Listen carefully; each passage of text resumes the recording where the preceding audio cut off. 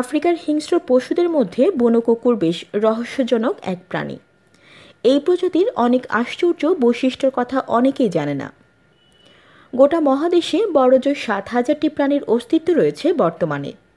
সাভে উপত্যকা হচ্ছে এই শিকারী প্রাণীদের জন্য অন্যতম প্রধান আশ্রয়স্থল। টিকে থাকার জন্য এই বন্য কুকুরদের অনেক জায়গার প্রয়োজন হয়। ইম্পালা অ্যান্টিলোপ প্রজাতির হরিণই এদের প্রধান খাদ্য।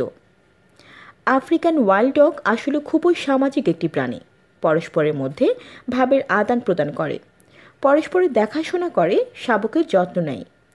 সিংহের মতো সামাজিক মাংসাশী প্রাণীর তুলনায় তারা কিছুটা অন্যরকম।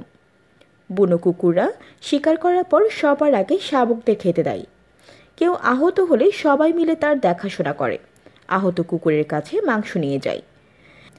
দিনের বেলা উচ্চ তাপমাত্রা এড়াতে এই বুনো কুকুর ছায়ায় পড়ে ঘুমায়।